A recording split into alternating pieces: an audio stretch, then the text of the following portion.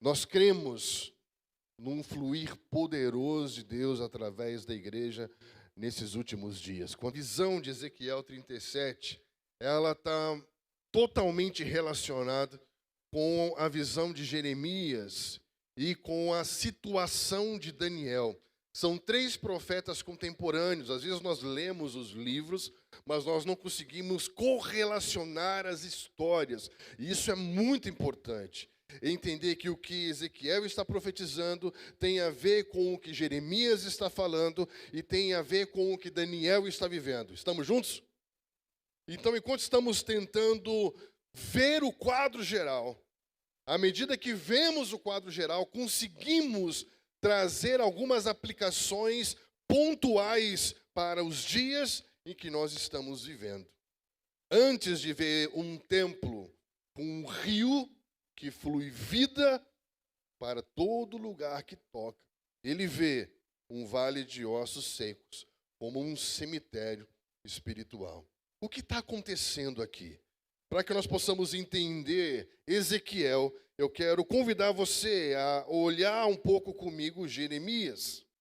Jeremias capítulo 1 vai falar do chamado de Jeremias, de como Deus colocaria dentro dele uma palavra.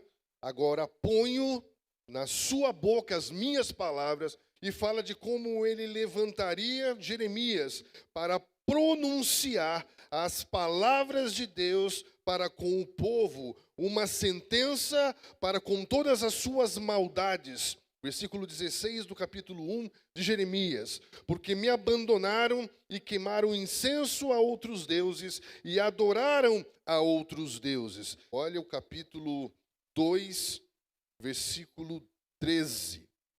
O meu povo cometeu 2 crimes. O meu povo cometeu 2 pecados contra mim. Eles me abandonaram, a fonte da água viva, e cavaram as suas próprias cisternas. Cisternas rachadas, cisternas que não retêm água. Então, quando você vê a visão de Ezequiel, de um lugar sequíssimo, de ossos secos, sem vida, e o que leva a esse lugar de escassez, o que leva a esse lugar de esgotamento espiritual, o que leva a esse lugar de fraqueza espiritual. E aqui ele vai explicar 2 coisas levam o povo a esse lugar de escassez, esse lugar de sequidão, 2 pecados. Primeiro, abandonar a fonte das águas. Abandonar aquele que é a fonte da vida, onde a água, a vida. Mas você nunca abandona o Senhor por nada. Paulo vai explicar isso em Romanos capítulo 1. Fala que o homem trocou a glória de Deus. Que o homem trocou a verdade pela mentira. Você nunca abandona o Senhor por nada. O homem trocou a glória de Deus. Então aqui fala que foram 2 pecados. Primeiro, abandonou. Mas abandonou por quê? Porque ele estava apostando em outro projeto. Ele abandonou Deus como fonte da vida, porque ele acreditou que encontraria vida naquilo que ele estava cavando. Nos seus próprios poços, nas suas próprias estruturas, nos seus próprios projetos, nos seus próprios ideais. Olha que interessante como você consegue fazer isso relação com o Novo Testamento, quando você vai para Efésios capítulo 5, versículo 5. Porque vocês podem estar certos disso. Nenhum imoral, impuro, ganancioso, idólatra tem herança no reino de Cristo e de Deus. Ninguém os engane com palavras tolas, porque é por causa dessas coisas que a ira de Deus vem sobre os filhos da desobediência. Portanto, não participe com eles destas coisas. Porque outrora vocês eram trevas, mas agora são luz no Senhor. Vivam como filhos da luz, pois o fruto da luz consiste em toda bondade, justiça e verdade. E aprendam a discernir o que é agradável ao Senhor. Presta atenção, aprenda a discernir o que é agradável ao Senhor. Não participem das obras infrutíferas das trevas, mas exponham-nas à luz. Porque aquilo que fazem oculto, até mencionar é enganoso.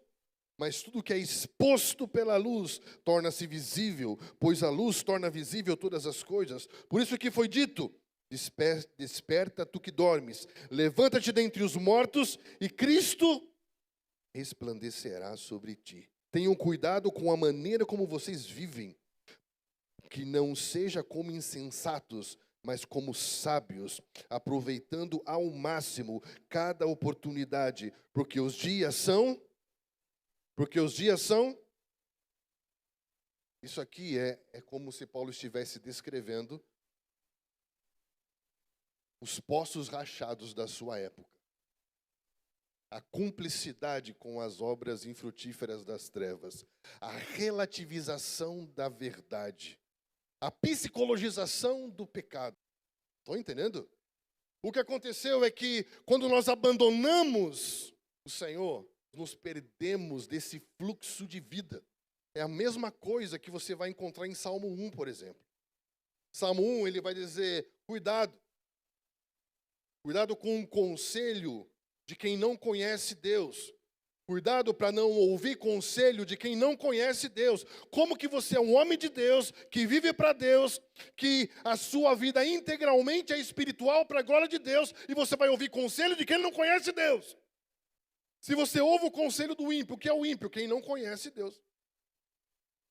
Você entra pelo caminho dos pecadores, ou seja, você se desvia da sua rota. E aí você vai relativizar. Não, mas isso não tem nada a ver. Então, vai andar de avião com alguém, vai pegar um voo e muda só um grauzinho da rota. E me diz se você vai chegar onde você achou que ia chegar. Estou entendendo? Ninguém se desvia de um dia para o outro. Mas você pode se surpreender pelo seu destino se você não prestar atenção no que você ouve, nas fontes do seu coração, as fontes da vida. Isso é muito sério. Você ouve, depois você toma o caminho, se desvia, e a Bíblia fala, você se assenta na roda dos escarnecedores. Sabe o que é o escarnecedor? Não é aquele que zomba, não é aquele que fala mal, é aquele que despreza. A palavra ali, se assenta, é a mesma palavra para habitar. Então você começa a ouvir, daqui a pouco você já começa a relativizar, começa a abandonar, construir seus posses. Começa a acreditar tanto no seu projeto que você não precisa mais do conselho de Deus. E aí daqui a pouco você começa a viver uma vida que despreza a Deus, que despreza a palavra, que despreza o Espírito Santo.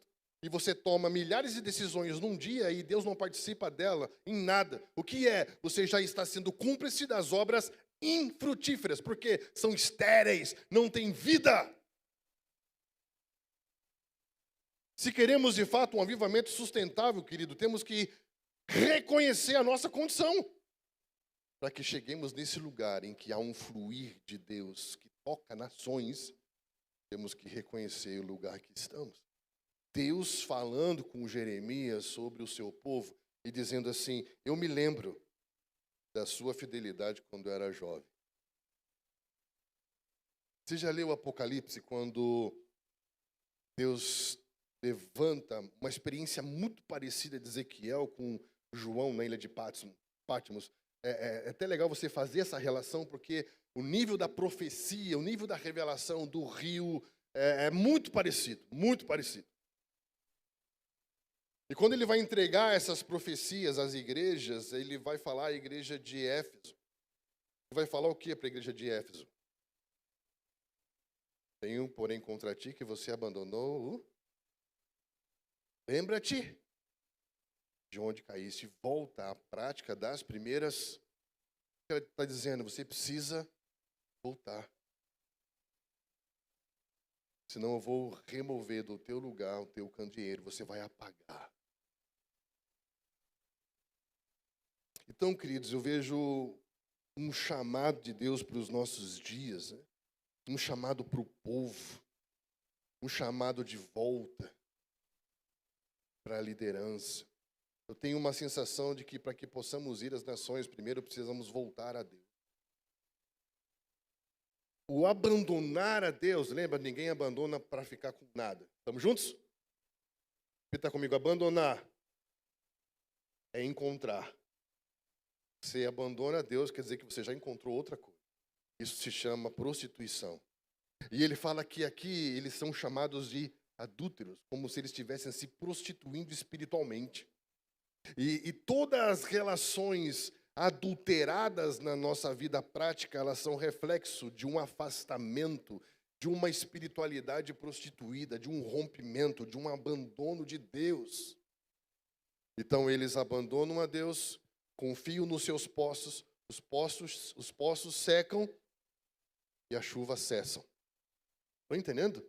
Quando você aposta na secularização da vida, numa vida sem estar debaixo do conselho de Deus, nessa cumplicidade das obras infrutíferas das trevas, nesse andar segundo o conselho da opinião pública de quem não conhece a Deus, há um afastamento. Para que você entenda que o seu poço não dá água, a chuva tem que parar. E aí você começa a ir para um caminho de escassez. Jeremias fala que vocês se tornaram presa, né? Vocês são levados nesse contexto para o cativeiro babilônico. E aí, não sei se você já se deu conta disso, mas tem 2 textos que eu quero que você anote para ler depois. Jeremias 25, de 1 a 14, 2 Crônicas, versículo 36, porque ele vai dizer assim: todos os utensílios da casa de Deus, grandes e pequenos, os tesouros da casa do Senhor e os tesouros dos palácios queimaram, destruindo também todos os objetos preciosos.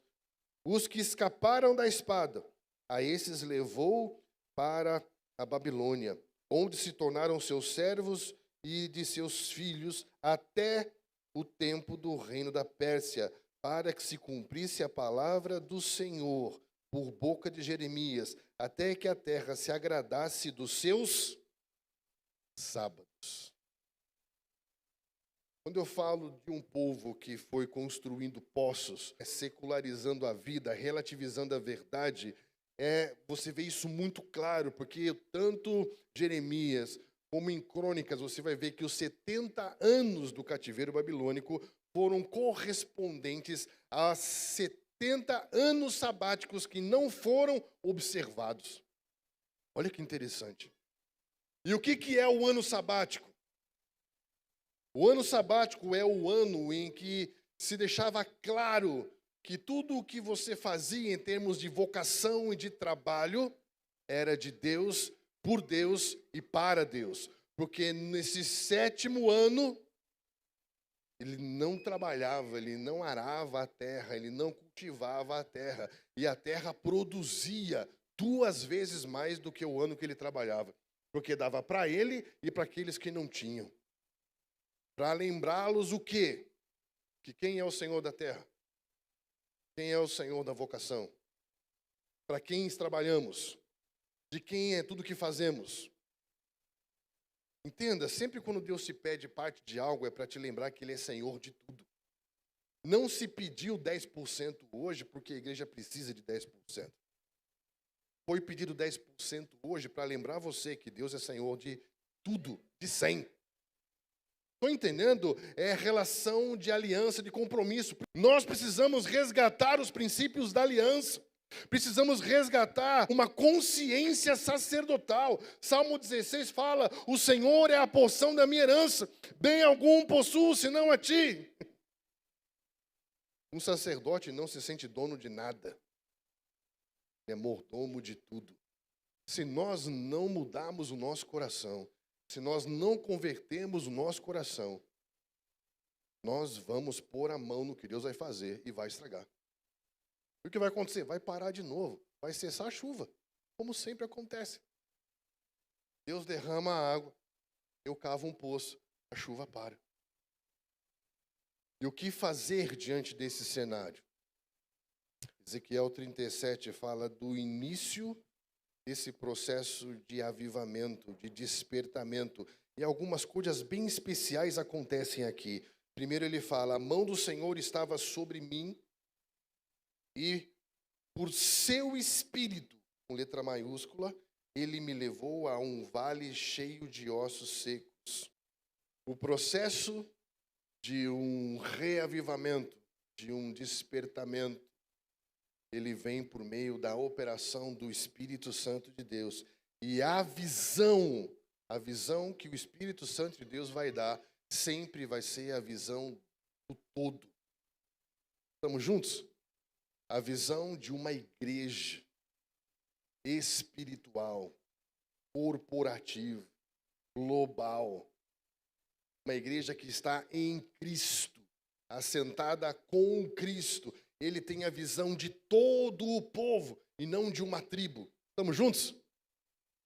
Então, para que possamos começar um processo de reavivamento espiritual, é muito importante que nós abandonemos as visões tribais e tenhamos uma visão global, uma visão espiritual da igreja, do corpo de Cristo, do que Deus está fazendo num tempo, numa geração, e não apenas aquilo que Deus está fazendo dentro do lugar específico em que eu estou.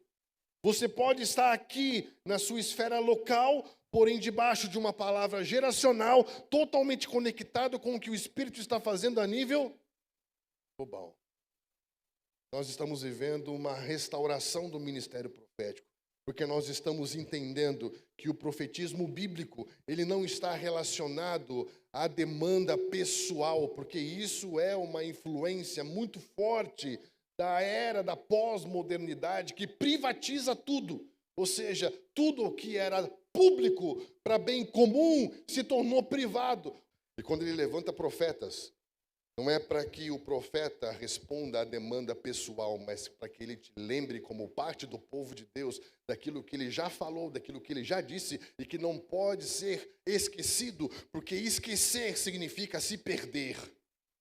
Toda vez que o povo se esqueceu das palavras de Deus, ele se perdeu de Deus. Estamos juntos? E o processo de restauração é quando um profeta volta a falar: ouçam a palavra do Senhor. Ouçam o que Deus diz. Ouçam o que Deus disse. E as palavras de Deus começam a mexer. O Espírito de Deus começa a se mover e começa a colocar as coisas no lugar. Quando Deus diz, Ele já está fazendo algo. Quando nós começamos a ouvir as palavras de Deus, quando começamos a ouvir as palavras de Deus, quando Deus está falando, Deus já está fazendo. Para nós existe uma diferença entre o que eu falo e o que eu faço, mas para Deus é a mesma coisa. Ele diz: haja e ouve. Deus é a mente criativa que se expressa por meio da palavra criativa, que torna realidade por meio do espírito criativo. É assim que as coisas acontecem. Há uma vontade de Deus que se expressa através de Jesus, que se torna real por meio do Espírito Santo. E ele está dizendo: Deus tem uma palavra, comunica a palavra de Deus, que é o próprio Filho, e o Espírito vai fazer com que essa palavra se torne realidade. E aqui nós vamos começar a perceber que ele vai mexer com as coisas, vai começar a colocar as coisas no lugar. É isso que ele faz desde o princípio da criação. Aí a Bíblia fala que eles voltaram a ter espírito de novo. E eles se levantaram como um grande exército. Quando a palavra de Deus começa a ser liberada num tempo e começa a trazer um movimento de restauração e levantar de novo as pessoas com uma mentalidade de exército, quando eles se levantam e tem ali um exército, o que acontece? Começa a perceber a progressão. Esgotamento espiritual, desesperança, frustração. Esperei que acontecesse um monte de coisa, não aconteceu nada. Investi tudo no meu poço e ele secou. Só que aí parou de chover. E eu entrei nesse estado de escassez, uma vida espiritual seca. E de repente, uma palavra libera um sopro. Você já parou para pensar que quando você fala, você sopra? Toda vez que Deus fala por meio do Filho, Ele sopra. E o seu sopro é a sua vida. Conforme você vai ouvindo Deus falando, ao mesmo tempo que Ele fala, a sua frequência é uma frequência que tem um sopro que comunica a vida e começa a fazer que algumas coisas voltem no lugar. E aí, conforme Ele vai restaurando e levantando um exército, Ele faz um ato profético maravilhoso. Ele escreve Judá num pedacinho de madeira, depois ele escreve Efraim no outro e junta. E fala, vocês são um só povo. Eu farei deles uma única nação. Depois ele vai dizer, nunca mais serão duas nações, nem estarão divididos em dois povos. Eles serão o meu povo e eu serei o seu. Todos eles terão um só pastor e seguirão as minhas leis e terão o cuidado de obedecer os meus decretos. O que ele está fazendo? Ele não só gera vida de novo por meio da palavra, ele não só levanta de novo como um exército por meio da palavra, como agora ele também começa a trazer unidade por meio da palavra. Vocês não são vários povos, vocês são um só. O que eu estou tentando trazer para você aqui é um processo. Percebendo como os profetas estão falando de lugares diferentes, porém recebendo do mesmo Espírito a mesma palavra para ativar e preparar o povo para o mesmo tempo. Uau, cara! Estão entendendo? O que era Pentecostes? Quando todos eles estavam falando de línguas diferentes, mas todos estavam falando a mesma coisa, debaixo do mesmo. Parece que hoje a gente vive uma Babel, cada um falando uma coisa, cada um dando uma opinião diferente. O mover do Espírito, sem um movimento de unidade, ele é desordenado. Ele não tem direção, não tem propósito, não tem clareza, logo não tem sustentabilidade. O mesmo Espírito que levanta é o Espírito que vai ordenar, unir, conectar.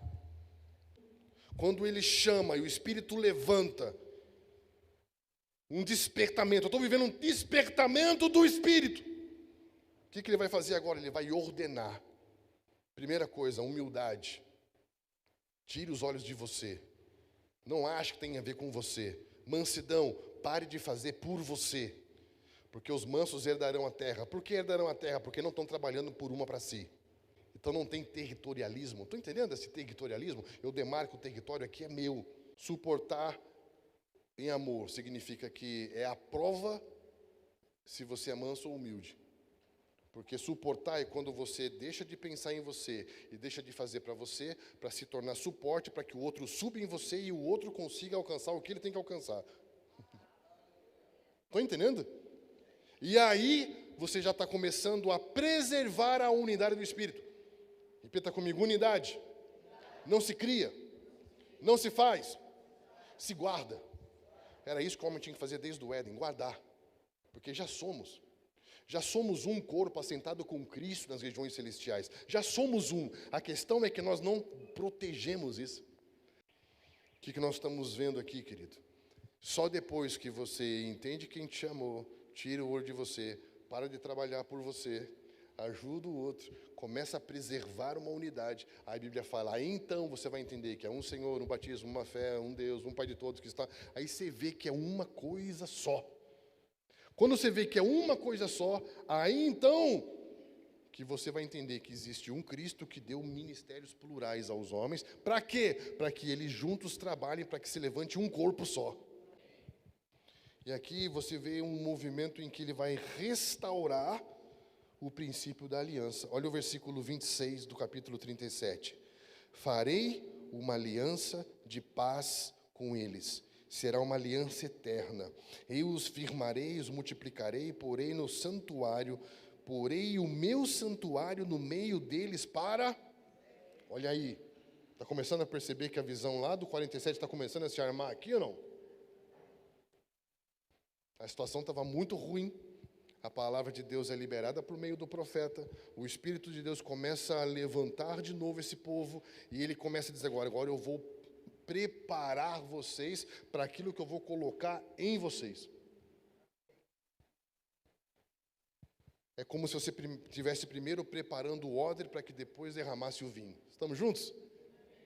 É como se ele tivesse primeiro te dando estrutura para que depois você pudesse suportar aquilo que ele quer derramar. O Espírito Santo está soprando, está levantando. Está levantando algo. Estão entendendo?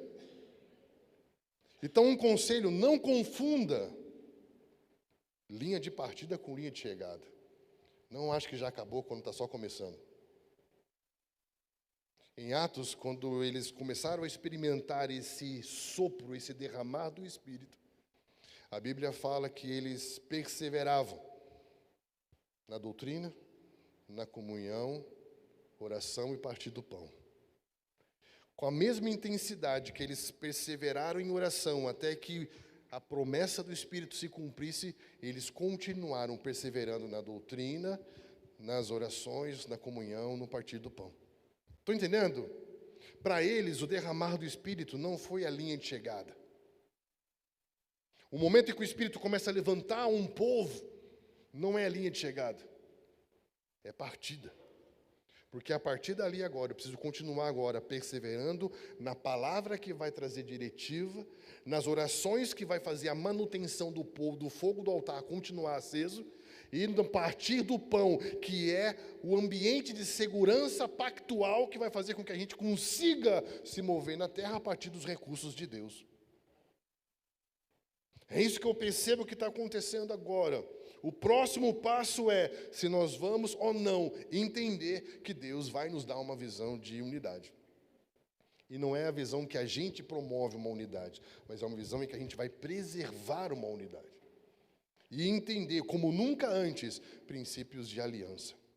O que vai acontecer na sua Bíblia, no capítulo 43 de Ezequiel? Repita comigo: ninguém pode derramar o que não bebeu. Então ele levanta, estrutura, organiza, e no capítulo 43 ele vê, olha que coisa linda, capítulo 43. Então o homem me levou até a porta que dava para o leste, e vi a glória do Deus de Israel que vinha do lado leste. Sua voz era como um rugido de águas avançando, e a terra refugia com sua glória. Uau! Uau! Percebe que aquela água no 47 que sai, aqui o que acontece com ela? Para onde que essa água vai? Versículo 4. A glória do Senhor entrou no templo, pela porta que dava para o lado leste. Então o Espírito pôs-me em pé e me levou para dentro do pátio interno, e a glória do Senhor encheu o templo. Uau! Que templo é esse, querido? Que templo é esse? Que se eu sou um templo, ele é um templo e ele é um templo, eu não preciso dele para ser templo, porque já sou. Só que leia com atenção as Escrituras, leia com atenção Coríntios 3 e 6, que ele fala: não sabeis vós, plural, que sois, plural, santuário, singular. Não sabeis que o vosso corpo, plural, é santuário, singular. Paulo, em todo o tempo, na sua teologia, ele vai dizer que nós, corporativamente, somos um corpo. A única vez que ele associa a estrutura individual com tenda, que é alguma coisa relacionada, é quando ele geme, em Coríntios 5, quando ele fala de esse corpo ser revestido de uma glória celestial. Mas na cabeça dele, isso é uma realidade corporativa. É a mesma coisa que Cristo fala de 2 ou 3. Estão entendendo? 2 ou 3. Por isso que eu falei que ele criou Eva, não porque para suprir a carência de Adão, é porque não tem como um Deus que é trindade se expressar num homem que é sozinho. Como que eu vou expressar sozinho um Deus que é relação? Estão entendendo? Por isso que ele, na intercessão dele, em João 17, suas últimas palavras é que eles sejam um, como nós, para que o mundo veja. Nós neles. Por quê? Porque nós somos nós e eles também. Eles precisam ser nós, não mais eu. Por isso que Pedro vai vir com chave de ouro e dizer que nós somos pedras vivas que constituem uma casa espiritual. Uma casa espiritual. Levantada como um sacerdócio santo. Diante de Deus, oferecer sacrifícios a Deus por meio de Jesus Cristo. O Paulo fala assim, olha, se vocês perdoarem alguém, eu perdoo por amor a Jesus e por amor à igreja. Mesmo que não tenha feito nada, está perdoado, velho. Então, quando você perdoa ou não tem a ver com você mais, velho. É o quanto você ama Jesus e zela pela igreja.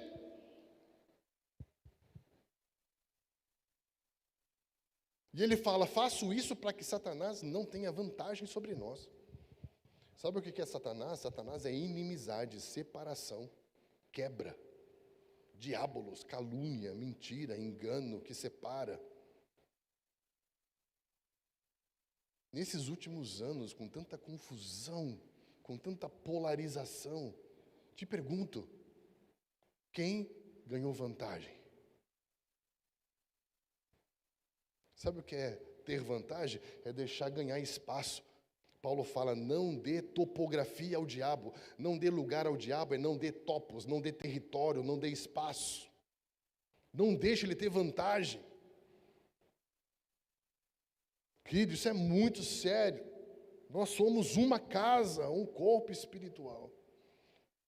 E nós temos que nos levantar como guardiões disso.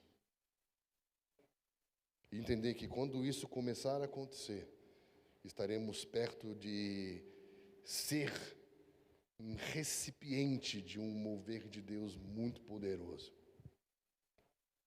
Que não tem a ver comigo nem com você, mas com algo muito maior do que nós.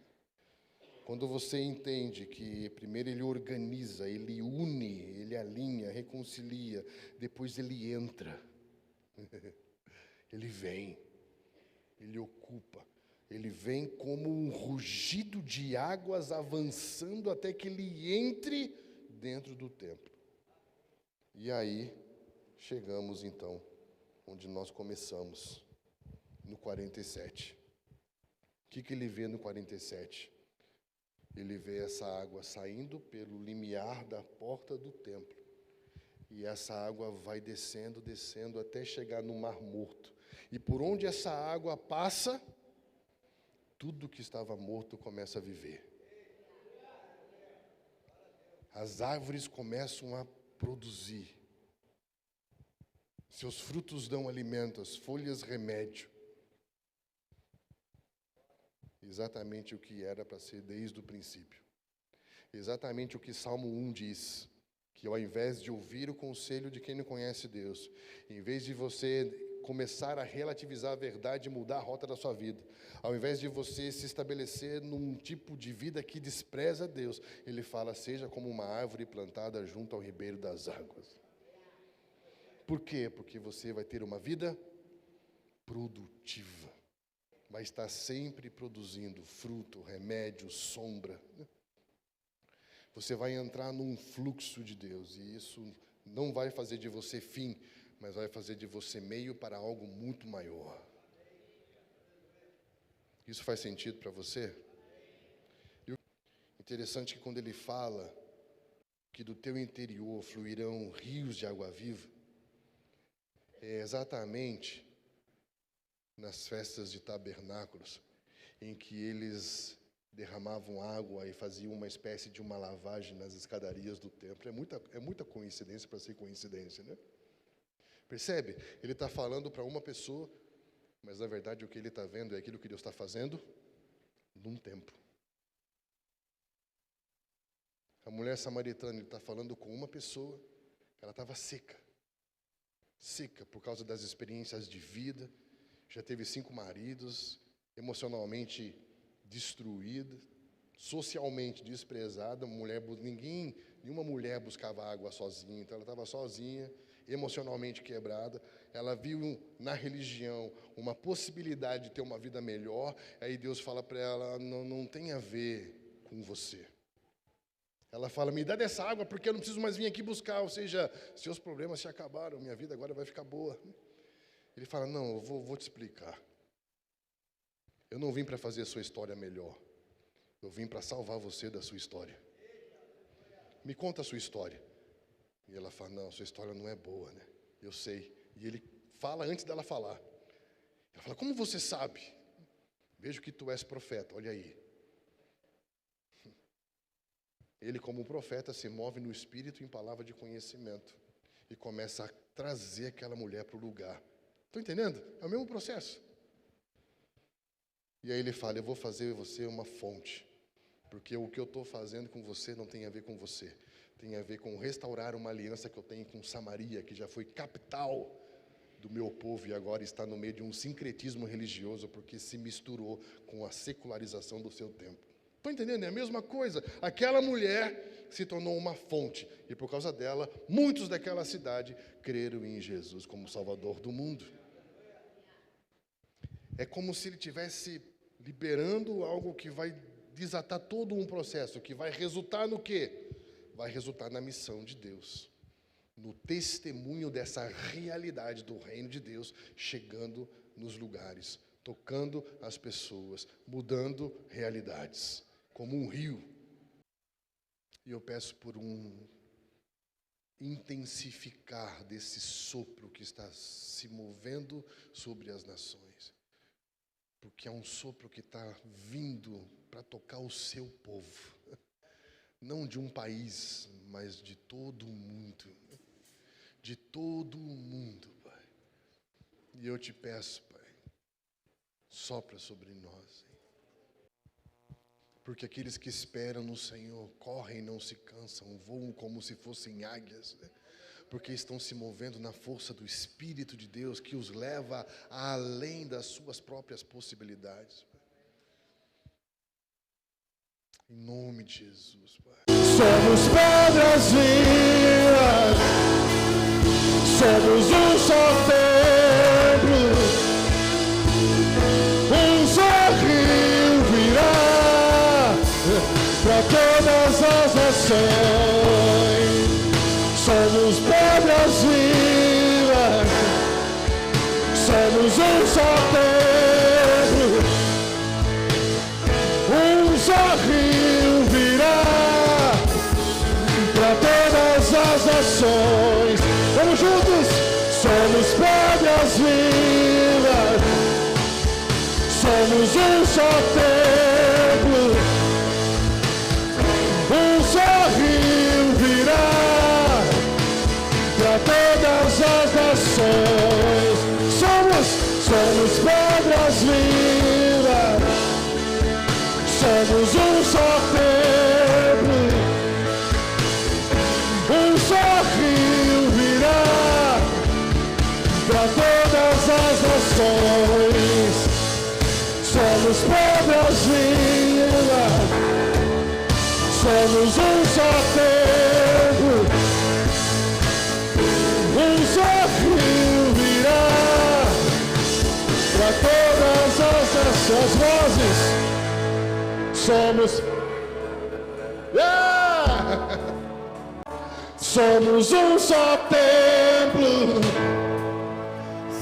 um só rio virá para todas as nações. Vamos juntos! Somos pedras. Levanta um exército, levanta o seu povo nos quatro cantos da terra. Sopra o Espírito de Deus. Somos pedras vivas, somos um só templo, casa de Deus. Para todas as nações, somos pedras vivas, somos um só templo, um só rio virá para todas as nações.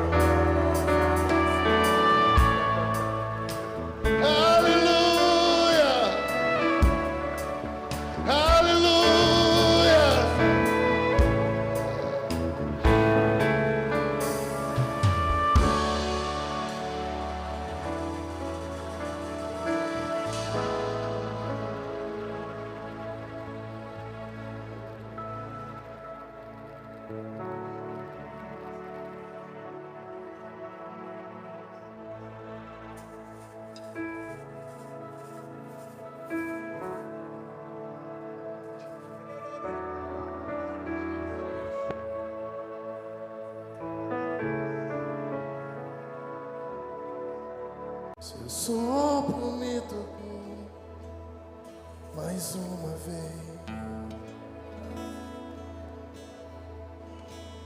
criou em mim um novo coração. Meu espírito reviveu, teu espírito junto ao meu. Teu sopro me tocou mais uma vez. Espírito Santo criou em mim um novo coração. Meu espírito reviveu, teu espírito junto ao meu. Me guia, me segura pela mão, Espírito. Me diz quem sou, me ensina. Imerso, levado sou pela força da vida que há em ti. Imerso, levado sou pela força da vida que há em ti. Seu ar entrou em mim, queimando como fogo, refazendo tudo novo. Desisti de me salvar. Mergulhei sem medo no seu mundo, respirei a sua vida, encontrei pra sempre o meu lugar. Seu ar entrou em mim, queimando como fogo, refazendo tudo novo. Desisti de me salvar. Mergulhei sem medo no seu mundo, respirei a sua vida, encontrei pra sempre o meu lugar. Seu ar entrou em mim, queimando como fogo, refazendo tudo. Desisti de me salvar. Mergulhei sem medo no seu mundo, respirei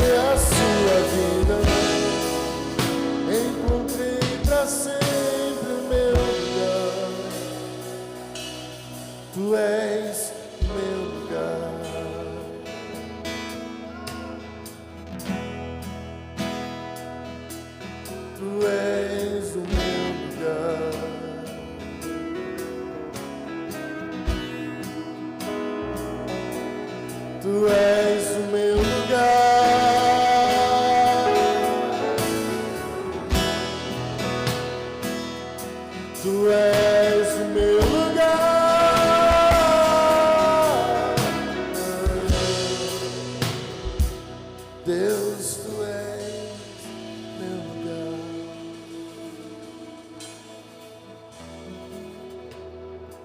Meu lar, meu lar.